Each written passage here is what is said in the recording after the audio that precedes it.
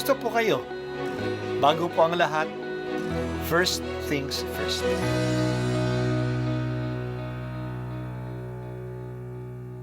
Good morning po. Sinisimulan po natin ngayon ang first things first. At dito po, tinatalakay natin sa unang bahagi ng umaga natin ay ang first readings na binabasa po sa banal na misa. Ito pong tinatalakay natin kasi madalas po kasi marami na tayong alam tungkol sa gospel readings. Pero konti po ang nagsasalita sa first readings. Pero ang first readings, bahagi din po yan ng Biblia, ng banal na kasulatan.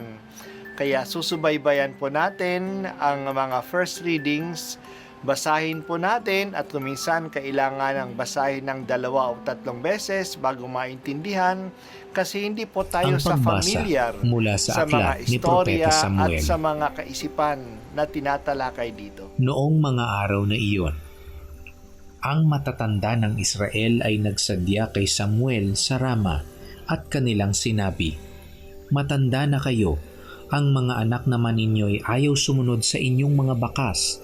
Ang mabuti, ipili ninyo kami ng isang haring mamamahala sa amin tulad sa ibang bansa." Nalungkot si Samuel dahil sa kahilingan ng mga tao, kaya't dumalangin siya sa Panginoon. Sinabi naman sa kanya ng Panginoon, "Sundin mo lahat ang sinasabi nila sapagkat hindi ikaw, kundi ako ang inaayawan nilang mamahala sa kanila." Lahat ng sinabi ng Panginoon kay Samuel ay sinabi nito sa mga Israelita. Ito ang sabi niya, "Ganito ang gagawin sa inyo ng magiging hari ninyo. Kukunin niya ang mga anak ninyong lalaki upang gawing kawal. Ang iba'y sakay ng karwaheng pandigma, ang iba'y mangangabayo, at ang iba na may lakad ng mangunguna sa pagsalakay.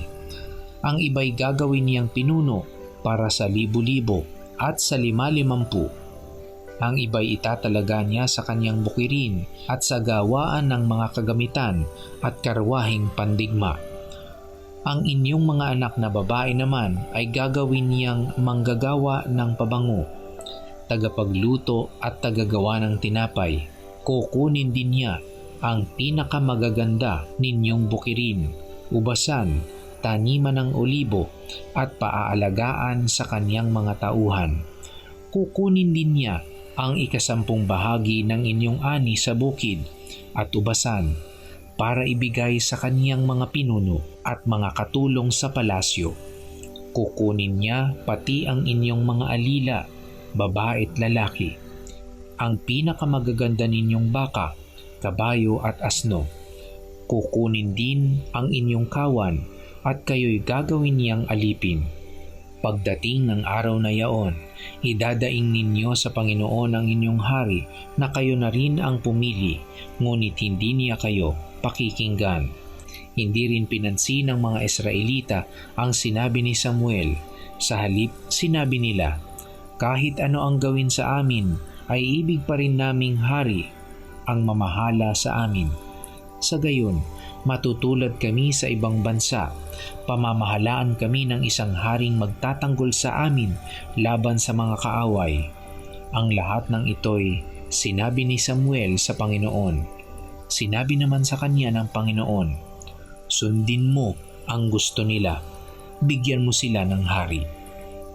Ang salita ng Diyos. Salamat sa Diyos. Si Moises ay sinunda ni Josue bilang leader ng bayan ng Israel. Nung mamatay si Josue, wala nang leader na tumayo para sa bayan. Kapag naaapi ang mga Israelita ng ibang mga tribu sa Kanaan dahil hindi sila sumunod sa mga utos ni Yahweh, tumatawag sila sa Kanya at nagpapadala ang Diyos na magiging leader nila upang sila'y makalaya sa umaapi sa kanila.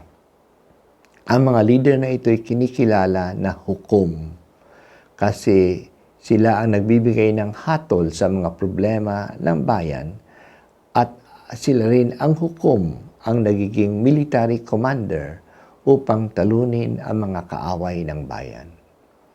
Ang mga hukom ay hindi mga hari sapagkat hindi naman permanente ang kanilang pamumuno. Sila'y namumuno lang kapag may problema ang bayan. Ang mga anak ng hukom ay hindi naman kinikilala ng mga leaders ng tao. Kadalasan ang mga hukom ay hindi naman namumuno sa lahat ng tribu ng Israel, kundi sa iilang tribu lamang, 3 o 4 na tribu na naaapi ng mga kaaway nila. Ang mga Israelita ay naiinggit sa ibang bansa na sila ay may mga hari. Gusto din nila na magkaroon ng maghahari sa kanila tulad ng ibang mga bansa. Kaya lumapit sila kay Samuel na kinikilala nilang hukom nila noon. Si Samuel ay matanda na noon at ang kanyang mga anak ay wala namang leadership qualities. Nang aabuso lang sila sa mga tao. Kaya ang mga tao ay humingi kay Solomon na bigyan sila ng hari na galing sa Diyos. Ayaw ni Samuel na bigyan sila ng hari sapagkat may hari na sila. Ang Panginoong Diyos ay ang kanilang hari. Pero ayaw ito ng mga tao. Ibig nila na maging tulad sila ng ibang mga bansa na may hari din sila. Nagbigay ng warning si Samuel na kung may hari sila, paglilingkuran nila ang hari. Kukunin ang mga lupain nila upang ibigay sa mga opisyalis ng hari. Kukunin ang kanilang mga anak na lalaki upang mag-alaga ng kanyang mga hayop at upang makipagdigma. Kukunin ang kanilang mga anak na babae upang mag-serve sa palasyo at maging tagapaglinis at tagapagluto niya at ng kanyang mga pamilya. Pero nagpumilit ang mga tao. Isinangguni ito ni Samuel sa Panginoon at sinabi ng Panginoon na pagbigyan na ang mga tao. Bigyan na sila ng hari.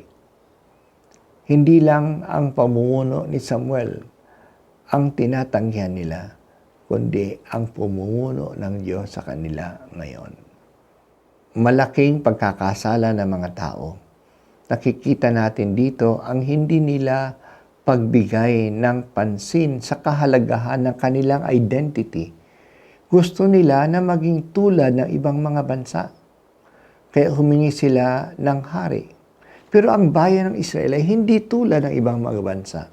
Sila ay bayan ng Diyos. Ang Diyos ang namumuno sa kanila. Siya ang kanilang hari. Sa paghingi nila ng hari, maaaring ilihis sila ng kanilang hari. Maaaring maging hadlang pa ang mga hari sa kanilang pagsunod sa Diyos. At ganun nga ang nangyari. Madalas nangyari sa kanilang kasaysayan na ang mga hari ang nagdala sa kanila sa pagsamba sa ibang mga Diyos ng mga karatig na kaharian. Pinagbigyan sila ng Panginoon kahit na mali ang kanilang hiningi. Binigyan sila ng hari. Pero kasabay nito ay nagpaalaala din ang Diyos. Nagpadala din ang Diyos ng mga propeta. Ito'y mga sugo ng Diyos na matatapang na nagsasalita sa mga hari kung sila ay hindi sumusunod sa batas ng Diyos. Kahit na may hari ang mga Israelita, iba ang kanilang hari. Ang hari nila ay nasa ilalim pa rin ng batas ng Diyos. Hindi nila magagawa ang gusto lamang nila. Kaya pinagwiwikaan sila ng mga propeta kung sila ay nagkakamali. Ganito din sa atin.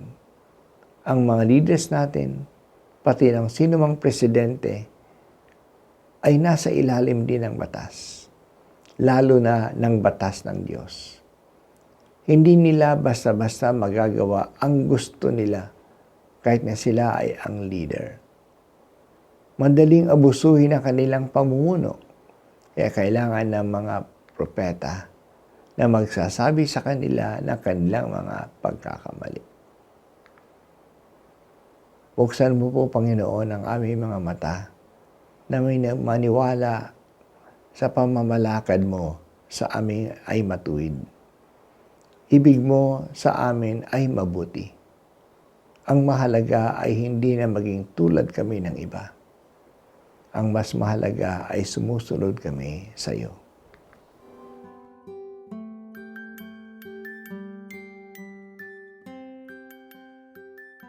At ako po ay si Bishop Broderick Pabilio dito sa First Things First.